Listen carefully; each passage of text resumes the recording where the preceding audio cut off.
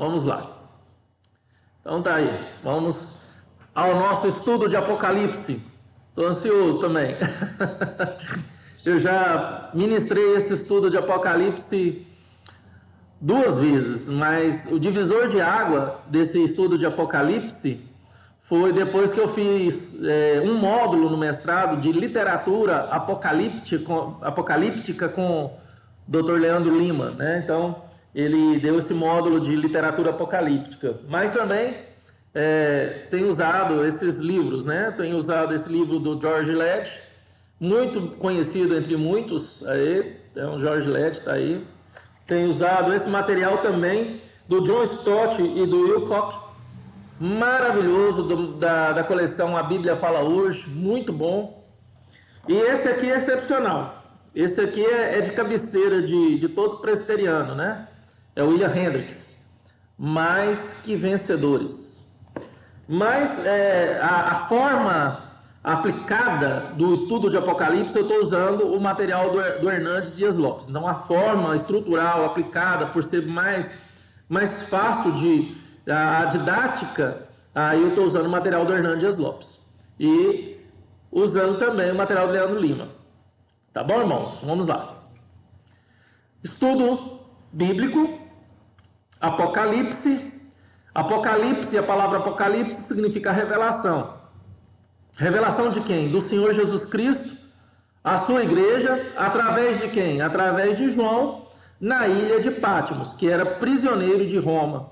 Na ilha de Patmos, que muitos historiadores falam que lá era uma mina de carvão. Então, os escravos, os presos, eram escravos que trabalhavam nessa mina de carvão.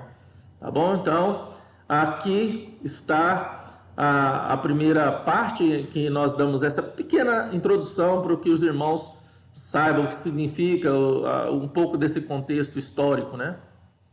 Então, vamos lá. Tema da aula de hoje: os salvos e os ímpios, o tribunal de Cristo. Os salvos e os ímpios, o tribunal de Cristo. Considerações introdutórias, irmãos. A gente sabe o quanto é importante a gente fazer as considerações introdutórias. Então, vamos lá. A primeira consideração introdutória que nós devemos prestar bastante atenção é sobre a quarta sessão. Então, hoje se inicia a quarta sessão, né? O capítulo 14, o capítulo 14, irmãos, ele encerra a quarta sessão paralela. Lembra quando eu falei que Apocalipse ele é formado por 7 sessões paralelas que contam uma história, a mesma história, acrescentando detalhes, né? Então, hoje nós encerraremos a quarta sessão. Domingo que vem, né, nós iniciaremos a quinta sessão através do capítulo 15. Então, já vimos sobre os 7 candeeiros, vimos sobre os 7 selos, vimos sobre as 7 trombetas. E agora estamos, irmãos, vendo sobre o quarteto do mal que se levanta contra Cristo e a sua igreja, tá bom? Então, estamos encerrando a quarta sessão hoje, o quarto paralelismo. Essas sessões, irmão, cada sessão, ela cobre um período que vai da primeira vinda de Cristo à segunda vinda de Cristo, na qual nós chamamos de milênio, tá bom? Então, o milênio, ele é da primeira vinda até a segunda vinda. O milênio iniciou na primeira vinda, e o milênio se encerrará na segunda vinda. Então, assim nós vemos repetidamente a cena da segunda vinda de Cristo e o juízo final, tá? Então, hoje nós estamos encerrando essa quarta cena, essa quarta sessão, esse quarto paralelismo, né? Então, é interessante que nesse capítulo nós veremos mais uma vez, irmãos, a cena dos remidos na glória e a condenação dos ímpios no juízo final. Então, aqui há várias cenas que descobrem o tempo do fim, né? Então, preste bastante atenção.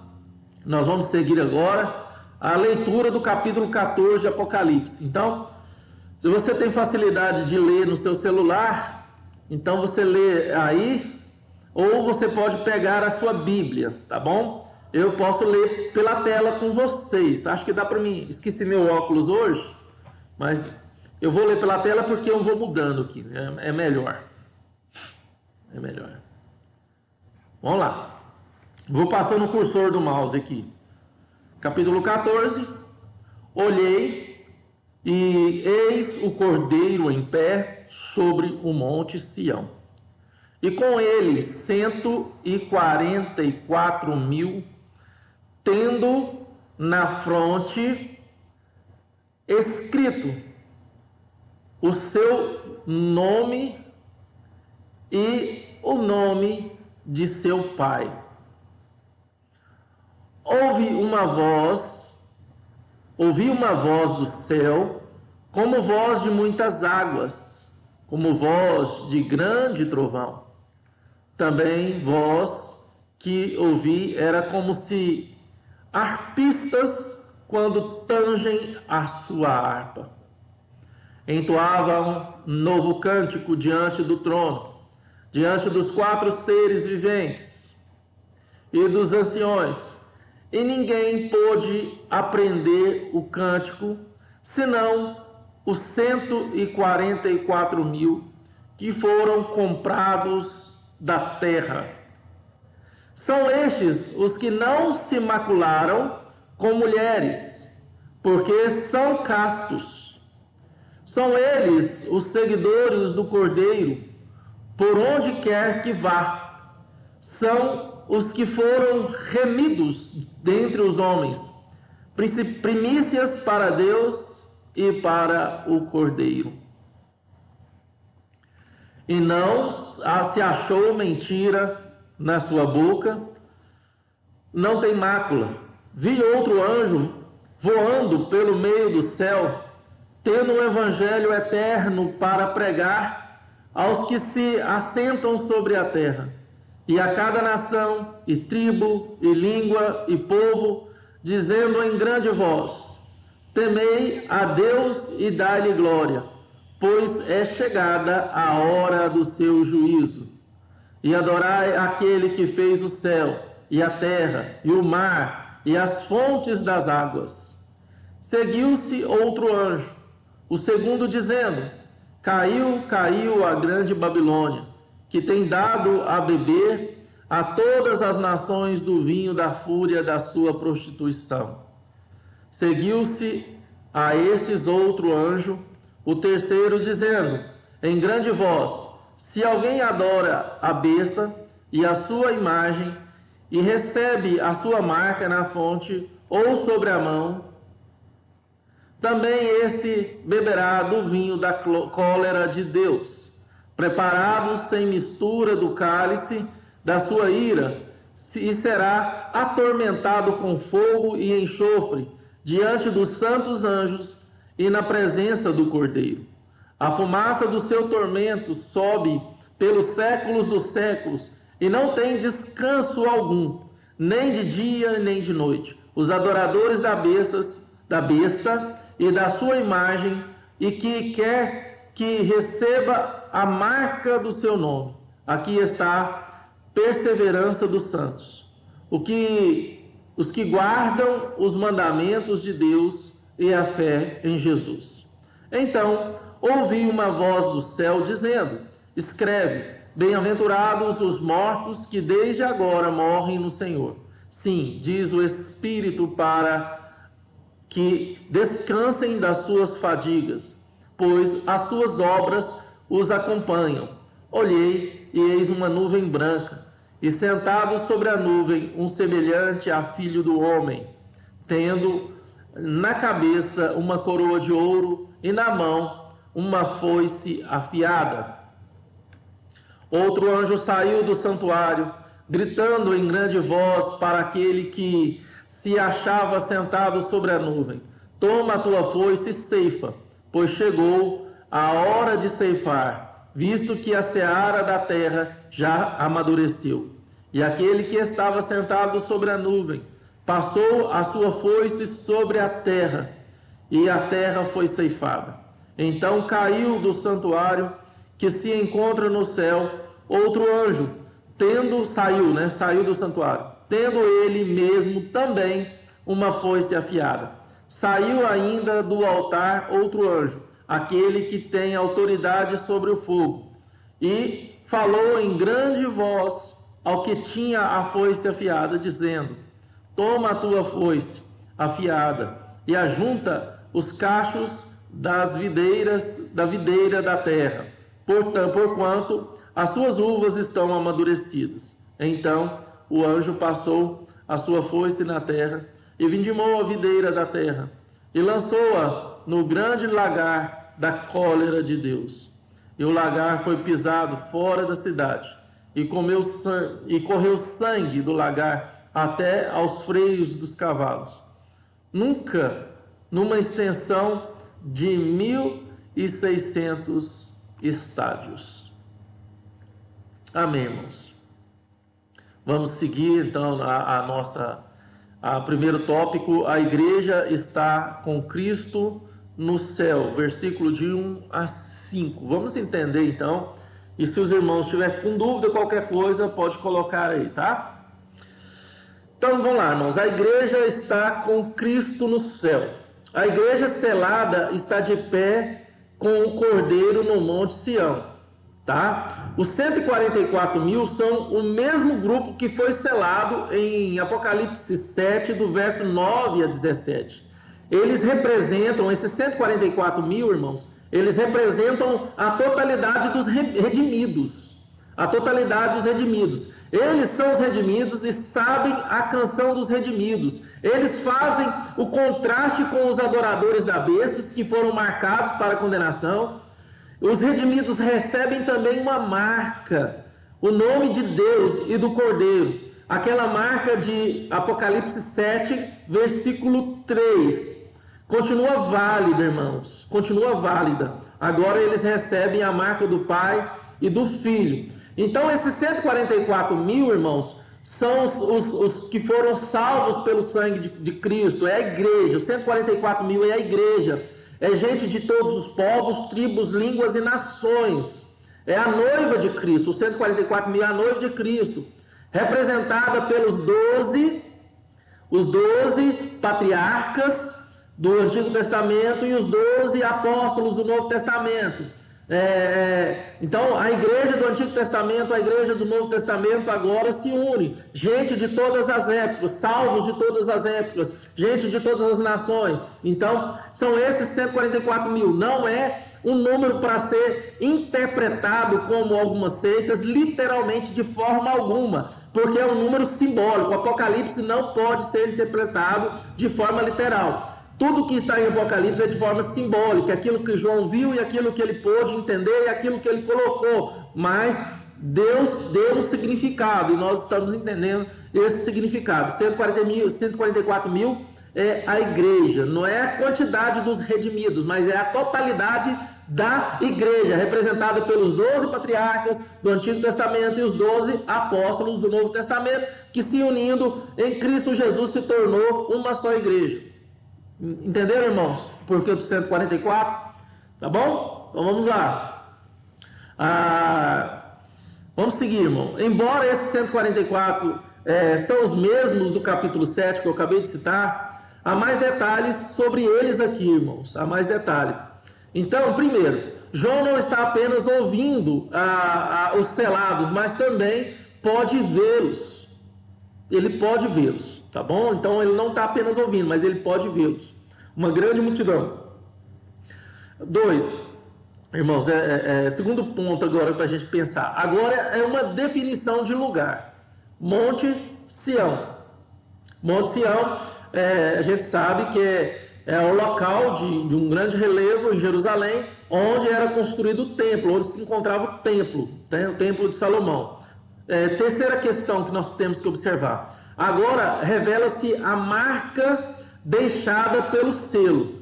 Então, as duas igrejas agora estão nitidamente compostas. A igreja do Antigo, que eu acabei de falar para vocês, a igreja do Novo, que se torna uma só igreja. Agora os selados estão ligados não apenas a Deus, mas também ao Cordeiro. Foram lavados, redimidos no sangue do Cordeiro, no sangue de Cristo. Tá bom?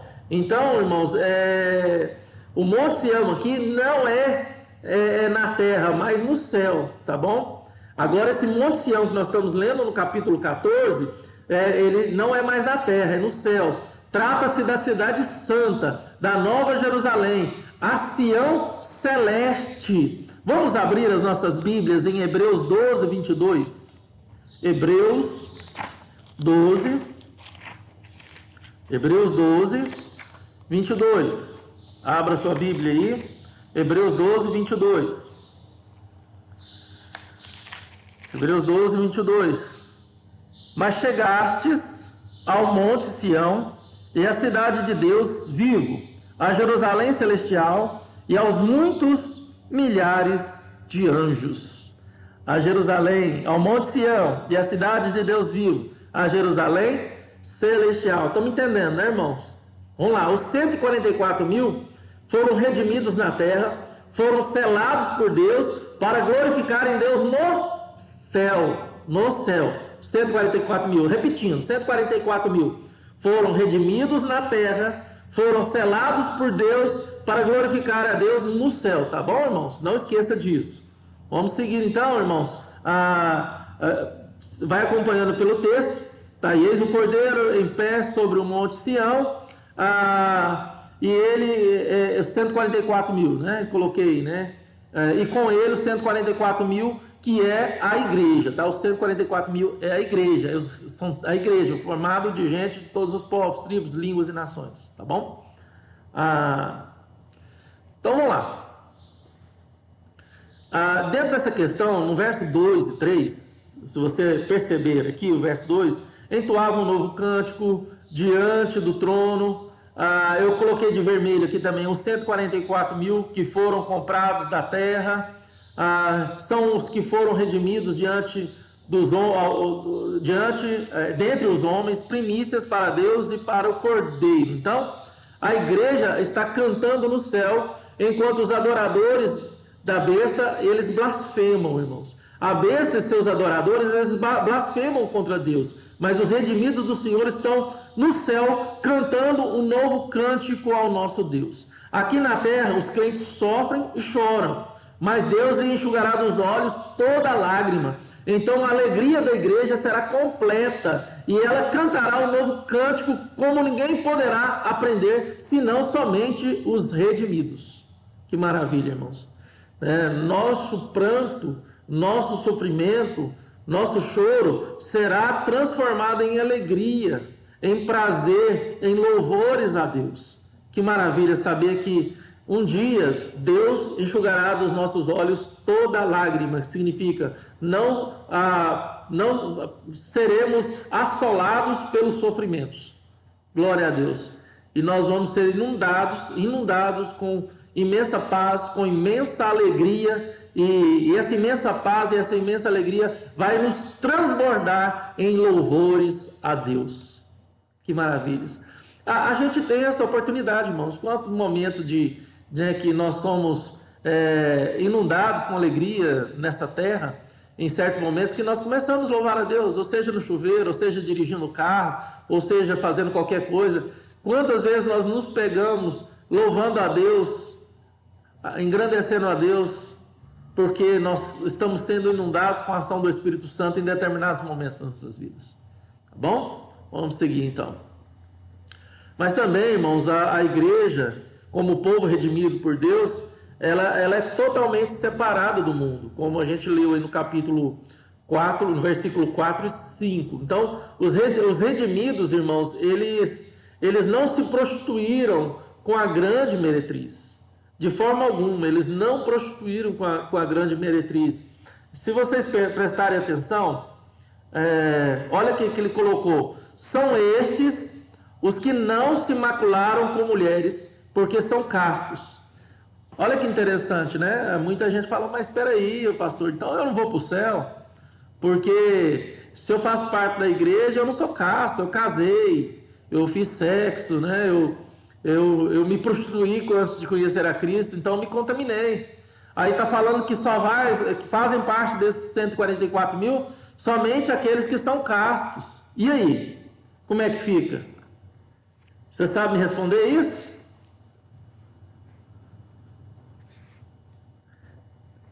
Não podemos deixar de entender ou de lembrar daquilo que eu falei agora. O 144 está falando da noiva, da igreja. Não está falando particularmente sobre você e sua vida. A igreja como um todo, a noiva de Cristo como um todo, ela é casta, ela não se corrompeu com a grande meretriz, ela não se corrompeu com a prostituição do mundo.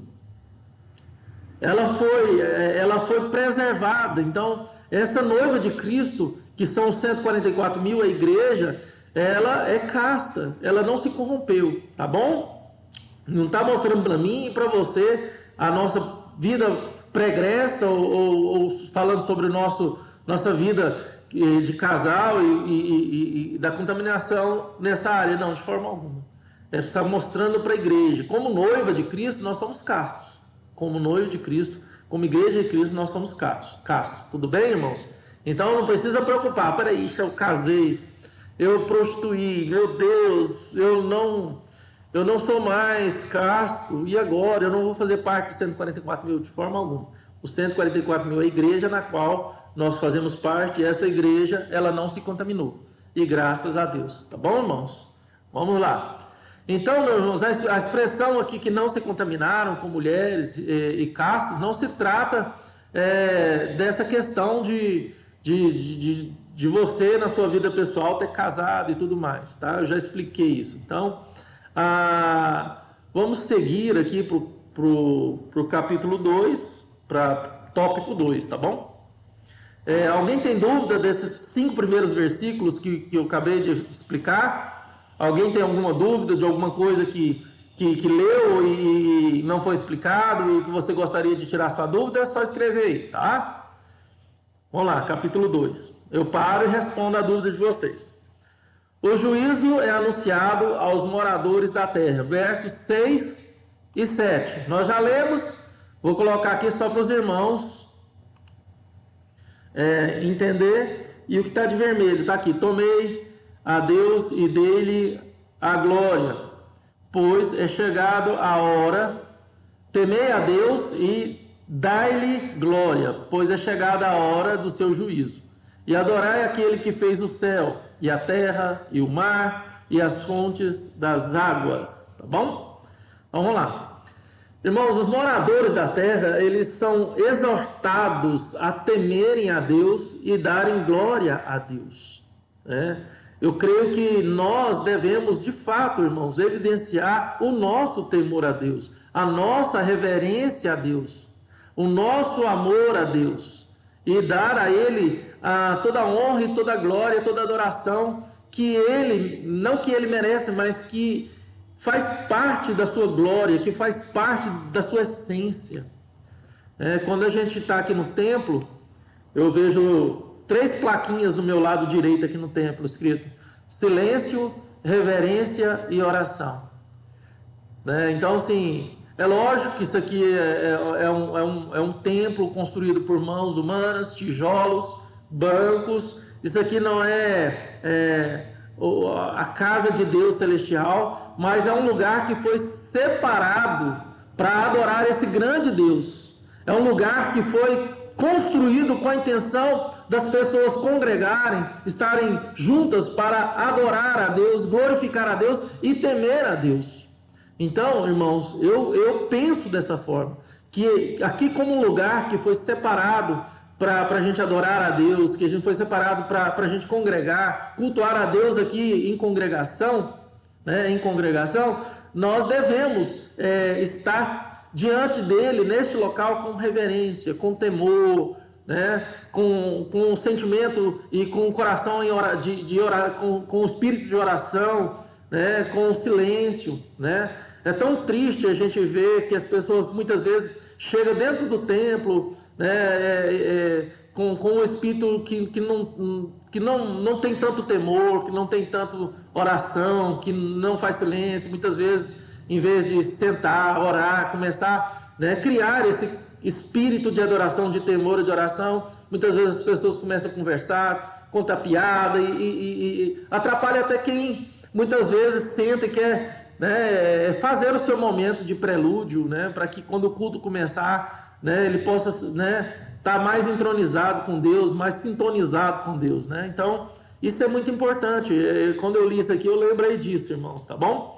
Então, esse capítulo 13, ele encerra com uma nota triste, irmãos. Ele encerra com uma nota triste. O capítulo 13 encerrou com uma nota triste. A pergunta que ecoa em todo mundo é: quem é como a besta que pode pelejar contra ela? Né? Capítulo 13, verso 4. E somos informados que a besta tinha autoridade sobre cada tribo, cada povo, cada língua e nação, como está no verso 7 do capítulo 13. Mas agora, irmãos, no capítulo 14, o anjo proclama as boas novas de alguém mais forte, o Todo-Poderoso Deus. Ele sim deve ser temido, ele sim deve ser dada toda glória, toda glória. Enquanto durar o tempo, os homens têm a oportunidade de se arrependerem, de se voltarem para Deus, de se comportarem, de se portarem com temor, com reverência, com espírito de oração. Irmãos, isso deve fazer parte da vida dos eleitos. Temor, reverência, oração. Porque somente Deus é digno de ser adorado, como está no verso 7. Porque Ele é o Deus Criador, Ele é a origem de todas as coisas, irmãos. Nós não estamos na presença de qualquer um. Nós não estamos na presença de um mendigo. Nós não vamos entrar na presença de um prostituto ou de qualquer outro. Nós vamos entrar na presença de um Deus santo. Nós vamos entrar na presença de um Deus maravilhoso. Irmãos, muitas vezes eu lembro de uma questão quando eu era adolescente. Eu conheci uma família, sou amigo deles até hoje, que é da Igreja do Véu, a Igreja de Cristo dos Santos, Igreja do Véu, Congregação Cristã do Brasil.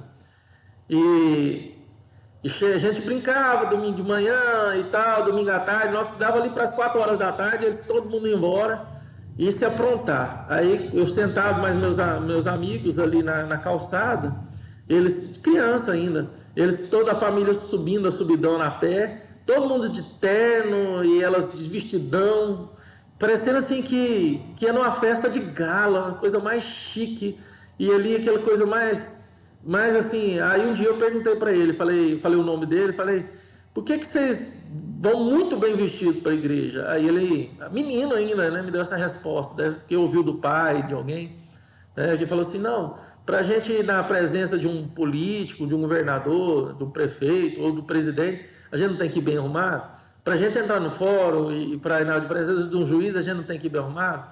E a gente vai entrar na presença de Deus, né? A gente vai estar na presença de Deus, então a gente tem que dar o melhor para Deus, né?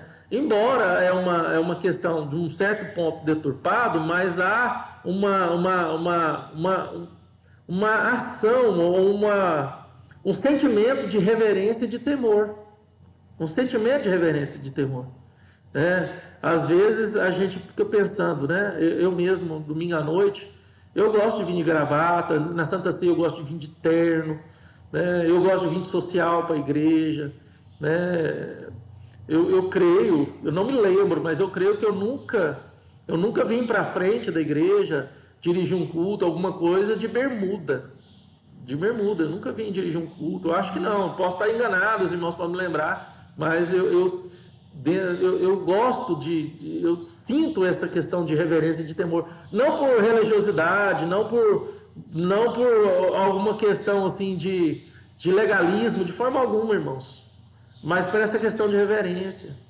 A gente não pode deixar a nossa reverência, nosso temor a Deus, até o nosso comportamento, as vestes que nós vestimos, eles demonstram se nós temos reverência. Se nós não temos reverência, não temos temor a Deus. É o que eu sempre tento ensinar às minhas filhas, né? Como filhos de Deus, a gente tem que vigiar demais, mas muitas coisas não entram na cabeça dos nossos adolescentes. né? E a gente ora para que o Espírito Santo de Deus convença, porque não é nem pela força, nem pelo poder, né? Mas é pelo Espírito Santo de Deus. Mas nós não podemos deixar de orientar os nossos filhos, os nossos jovens, os nossos adolescentes. Tá bom, irmãos? Às vezes vai pensar que eu estou começando a falar sobre uso e costume aqui. Não, a gente está falando sobre temor. Temor, reverência dos filhos de Deus, tá bom? Vamos seguir, né? Vamos seguir aqui. Verso 5, né? Está de vermelho ali, o verso 7 que está de vermelho. Temei a Deus, foi o que eu acabei de falar. Então, os moradores da terra, irmãos, são alertados sobre a chegada do juízo no versículo 7. Olha lá, olha. E a terra e o mar e as fontes das águas. Olha, pois é chegada a hora do seu juízo. É chegada a hora. Então, antes do juízo, Deus alerta, avisa, ele conclama ao arrependimento. As trombetas do juízo sempre visaram levar o homem ao arrependimento. Irmãos, Hernandes Dias Lopes, ele foi perguntado numa live no começo da pandemia sobre essa questão do coronavírus, sobre a pandemia, se ele via a pandemia, como ele via a pandemia. E ele falou: olha, eu vejo a pandemia como uma trombeta de Deus. Eu vejo a pandemia como uma trombeta do juízo de Deus. Eu vejo a pandemia como um alerta, um aviso de Deus ao mundo e um chamado ao despertamento à igreja. Porque para a igreja não é hora de timidez. Para a igreja não é hora de ter medo. Para a igreja agora não é hora de frouxidão. Para a igreja agora não é hora tá bom, vamos viver, vamos levar do jeito que dá para levar. Não, a igreja agora é hora de clamar.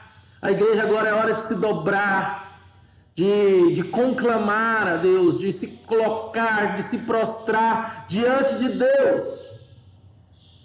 Diante de Deus. Porque os ímpios, irmãos, eles vivem assim. Os ímpios não estão nem aí. Na mesma hora que está com medo, na mesma hora já não estão, já quer aglomerar, já não estão nem aí. Né? Vão beber, vão festejar, do meu jeito, não bebe, vai festejar, vai bebedar em casa. Estão amortecidos na sua negligência.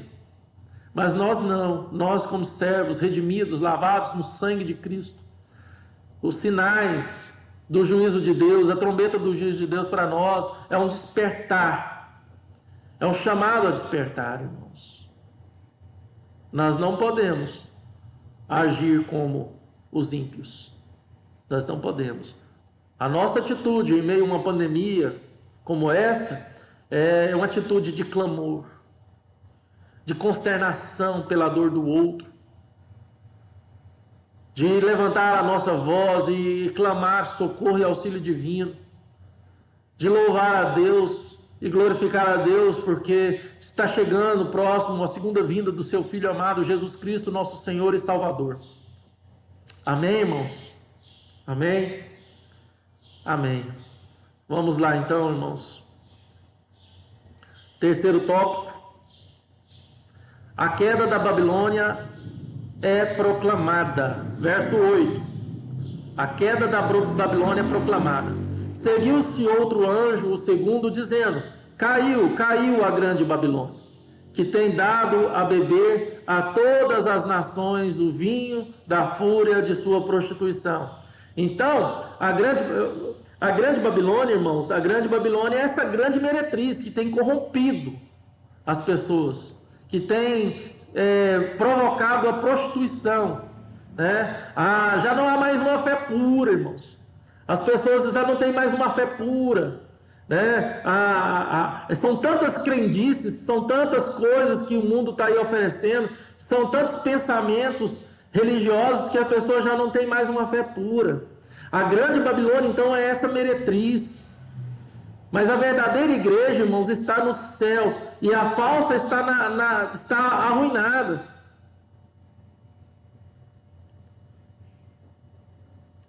Irmãos, quando a gente fala sobre essa meretriz, a grande Babilônia, e o texto fala que tem dado a beber a todas as nações do vinho da fúria e da sua prostituição. Irmãos, aí eu lembro do sola escritura. O que Deus deixou para nós de forma tão pura? As Sagradas Escrituras, irmãos. As Sagradas Escrituras. Aqui está a revelação da vontade de Deus para a minha vida e para a sua vida. Aqui não há contaminação. Aqui não há contaminação. Por que o solo a Escritura? Somente a Escritura, irmãos. Porque somente as Escrituras Sagradas, elas são incontaminadas da prostituição, dessa Babilônia, dessa meretriz. Se nós não nos pautarmos nas Sagradas Escrituras, nós podemos nos contaminar com tantas crendices que há aí, irmãos. Com tantas as coisas que as falsas religiões e as seitas vêm propondo, tendo até umas a capacidade de mudar o sentido das coisas na palavra de Deus, tirar textos e colocar textos da Bíblia. Irmãos, nós temos que nos atentar e firmar as nossas convicções naquilo que Deus deixou para nós. É a palavra de Deus e o viver sobre o crivo da palavra de Deus. Amém? É assim? A palavra de Deus disse assim? Assim vai ser. Amém? É assim? A palavra de Deus não fala nada? Então assim não vai ser. Porque eu quero viver a minha vida pautada pela palavra de Deus. Pela palavra de Deus. Eu não quero me contaminar com tantas coisas que muitos têm se contaminado. Muitos têm abandonado a palavra de Deus para viver experiências místicas, espirituais, entre aspas. Muitos têm abandonado a palavra de Deus para procurar profetas que dizem que são a boca de Deus. Não, irmãos, a boca de Deus é a Bíblia. Profetas são aqueles que pregam a Bíblia fielmente. Todo pastor, todo evangelista, todo homem que prega a Bíblia fielmente, este é um profeta de Deus. Não é profeta de Baal, não é falso profeta, mas é profeta de Deus. Amém? Vamos seguir, irmãos, vamos seguir. Então, a grande Babilônia age na terra com sedução e perseguição. Essa meretriz, ela vai agir com sedução e perseguição, irmãos. A grande Babilônia é uma meretriz que seduz e engana, mas também ela é uma mulher embriagada com o sangue dos santos. Sua sedução é universal, irmãos. Essa mulher, ela vai fazer aquilo que aquela mulher fez com Sansão. Vai enganar e vai levá-lo à morte. Vai seduzir. Irmãos, quantas coisas querem nos seduzir aí fora. Ao abrir o YouTube, nós vamos ver uma gama de profetas, de pastores, de apóstolos, de presbíteros, de não sei o que, de sacerdote, de tantas coisas falando. Nós não podemos nos encantar, irmãos, com essas coisas. Porque o que tem que nos firmar, o que temos que nos prender é na palavra de Deus. É na palavra de Deus. É na palavra de Deus. Então, a ruína da grande Babilônia, irmãos, aqui agora, ela é completa e ela é definitiva. A ruína da grande Babilônia, dessa meretriz, ela é completa. Ela caiu, ela está derrotada. A igreja que foi perseguida e martirizada, agora ela é vencedora. Mas a igreja que perseguiu e matou os santos de Deus, agora ela é destruída, essa falsa igreja. Ela é destruída, irmãos. Aqui, irmãos, alguns colocam essa grande meretriz, essa Babilônia, como a igreja romanista. Então, elas colocam alguns intérpretes fiéis das Sagradas Escrituras, como John Stott, coloca essa meretriz, essa Babilônia como a igreja romana. A igreja romana que deturpou, perseguiu a igreja de Deus, né? E de fato é uma evidência isso. Eu creio que João também pensou em Roma, né? João pensou em Roma, mas a questão da igreja romana, da igreja se tornar romana, se vincular à política, ao Estado, foi logo muito depois da sua morte. Mas como o Apocalipse fala das coisas que irão acontecer, ou que já aconteceram, ou que estarão acontecendo, aqui para muitos apontam para a igreja romana. Eu também creio que apontou para a igreja romana, mas eu creio também que ele aponta para um sistema. Aponta para um sistema totalmente corrompido, putrefado, com um alto poder de cativação, de consciência e de coração. As pessoas têm se encantado com essas coisas. As pessoas têm se encantado. Né? Eu falo encantado porque é como se fosse um encanto mesmo. As pessoas estão hipnotizadas por esse sistema. Nós temos que despertar, irmãos. Despertar e olhar para Cristo. Porque Ele é o bom pastor. E nós ouvimos a sua voz e o seguimos. Vou estar pregando sobre isso hoje à noite. Bom, vamos lá, vamos seguir aqui. A condenação dos adoradores da besta, verso 9 a 12. Então tá lá. Irmãos, os adoradores da besta beberão o cálice da ira de Deus sem mistura, consta aí, tá? Vamos seguindo aí. Até então, irmãos, a ira de Deus veio misturada com misericórdia, mas quando o juízo chegar, os ímpios terão de beber o cálice da ira de Deus sem mistura, ou seja, sem a oportunidade de arrependimento. Como está lá em João 3,36. João 3,36, tá? Se alguém puder digitar aí, colocar aí João 3,36, já coloca aí para nós, tá? Então, irmãos, todos aqueles que estão unidos a este mundo perecerão com o mundo. Quem escolher servir a Satanás vai ter que sofrer as consequências. Eles serão atormentados com fogo e enxofre. Isso fala da intensidade do tormento, irmãos. Então os adoradores da besta serão atormentados eternamente, como está no verso 11 ali, ó. Como está no verso 11 que nós lemos. Os adoradores da besta, irmãos, jamais terão descanso. Os remidos que foram perseguidos e torturados até a morte estão no céu, mas os adoradores da besta estão no tormento eterno. Os tormentos sem cessar dos ímpios, irmãos, está em contraste com a felicidade dos salvos na glória. Está em contraste com a felicidade dos salvos na glória, irmãos. Isso fala não apenas da intensidade do tormento, mas também da perenidade. Perenidade, irmãos. Os adoradores da besta estão condenados, irmãos. Mas os que guardaram os mandamentos de Deus, os que foram fiéis e guardaram a fé em Jesus e não cederam à pressão da besta, estão seguros. É melhor, irmão, suportar a perseguição do que escapar parcialmente e ser atormentado eternamente. Mas vamos lá, irmãos, seguir. No tópico 5. A bem-aventurança dos que morrem em Cristo, verso 13. Irmãos, o grande paradoxo que nós temos aqui é: os mortos em Cristo são felizes.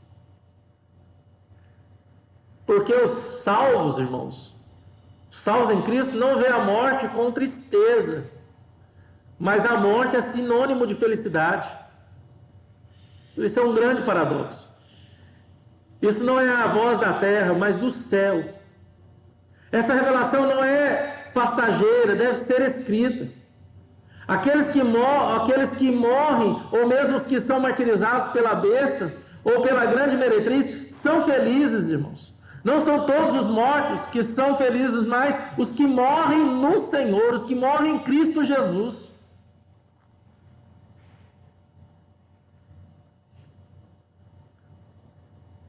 Irmãos, os mortos em Cristo, eles estão em gozo, em felicidade diante de Deus. Bem-aventurados os mortos, que desde agora morrem no Senhor.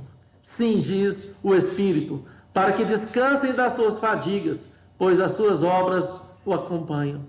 Glória a Deus, irmãos. Não somos salvos pelas obras, mas para as boas obras. Não somos salvos pelas obras, mas para as boas obras. Elas não abrem nosso caminho para o céu, mas nos acompanham no céu, irmão. Não ficaremos sem recompensa, irmãos. Não ficaremos. Isso é claro aqui em Apocalipse. Tá bom? Vamos lá.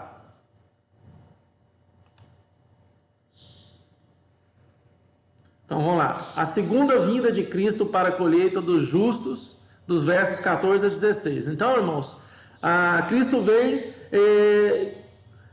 gloriosamente e vencedoramente nas nuvens, como diz aí no verso 14. Ele virá fisicamente, pessoalmente, visivelmente, gloriosamente, vitoriosamente, irmãos. Ele virá como subiu, em uma nuvem. Ele virá com as nuvens, irmãos. Cristo vem para a colheita das primícias, ou seja, reunir os seus eleitos. Ele virá para julgar, a coroa de vitória estará em sua cabeça e a foice em sua mão. Ele virá para reunir os seus escolhidos dos quatro cantos da terra, e então, irmãos, assentará no trono para julgar. A colheita é o fim do mundo. A seara está madura. Isso significa que a história desenrola-se sob a soberania de Deus, irmãos. Tanto Cristo como os anjos são os ceifeiros, a colheita das primícias para o Senhor. Os remidos serão reunidos como trigo no celeiro, mas os ímpios como joio na fornalha, irmãos. Só há essas duas questões aqui.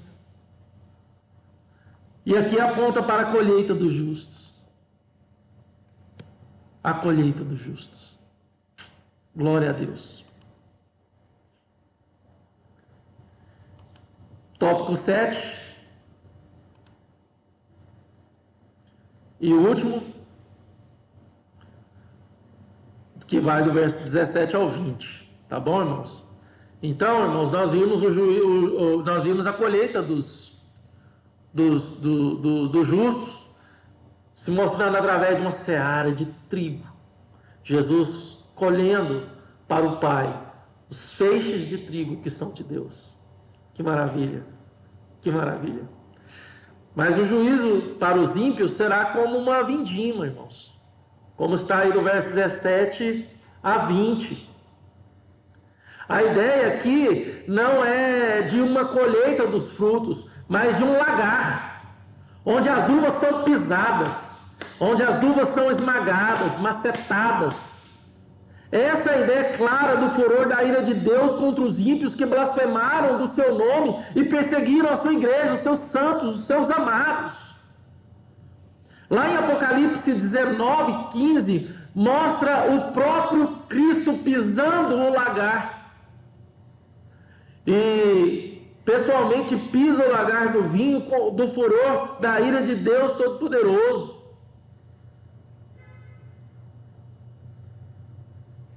Irmãos, o lagar é fora da cidade, ou seja, os salvos não participarão desse juízo. Esse é o lagar da cólera de Deus.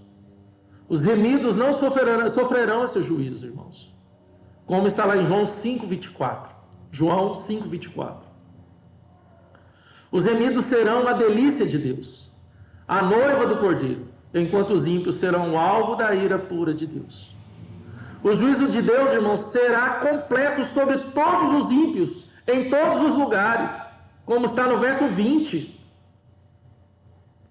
E o lagar foi pisado fora da cidade, e correu sangue do lagar até os freios dos cavalos, numa extensão de 1.600 estádios, uma proporção imensa. A extensão de 1.600 estádios é igual a 360 quilômetros, irmãos. Ou seja, a distância do norte ao sul da Palestina. Do norte ao sul da Palestina. Ou seja, irmão, de Dan até Berseba, ou Berseba. O sangue vai até os freios dos cavalos, ou seja, 1,5 metro de altura. Esse mar de sangue é sem dúvida um símbolo do completo e total juízo de Deus que alcança os ímpios plenamente em todos os lugares.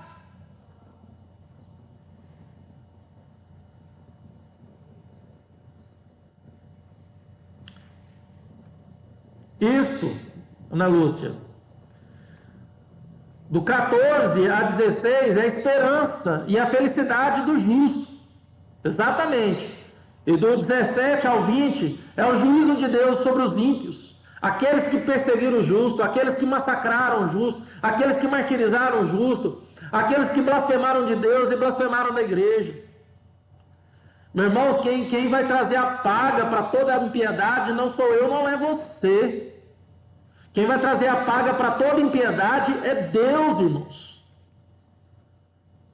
Às vezes nós queremos ser juízes, às vezes nós queremos nos colocar no lugar de Deus, nós queremos falar para Deus: Deus, sai do seu trono, deixa eu sentar aí, você não está vendo o que estão fazendo? E muitas vezes nós queremos atribuir, ou estamos agindo como o próprio Satanás, que queria subir acima do trono de Deus. O que Deus está falando para mim e para você: aquietai-vos e sabei que eu sou Deus. Deus está vendo tudo, irmãos. Não é o meu juízo, ou não é as minhas atitudes de juízo, de paga, que vai trazer alívio para o meu coração ou para... Não está no político. Não está numa lei que vai facilitar as coisas para os pastores, ou numa lei que vai perdoar a dívida das instituições religiosas. Não está em nada disso.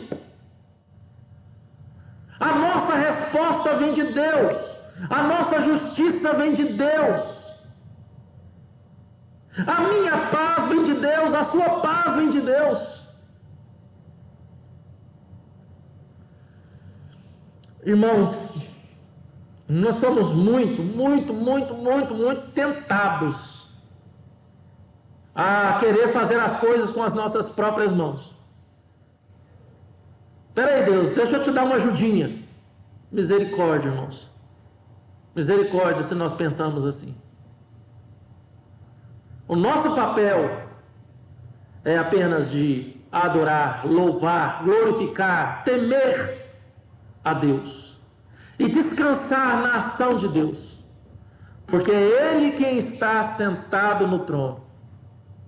Glória a Deus. Se tivesse aqui a congregação, eu podia falar assim para todo mundo: posso ouvir um glória? Posso ouvir um glória, irmãos? Eu sei que aí alguém já diz glória a Deus, né? Glória a Deus. Então, irmãos, vamos lá. Eu vou ler a conclusão. Eu vou ler a conclusão aqui, tá?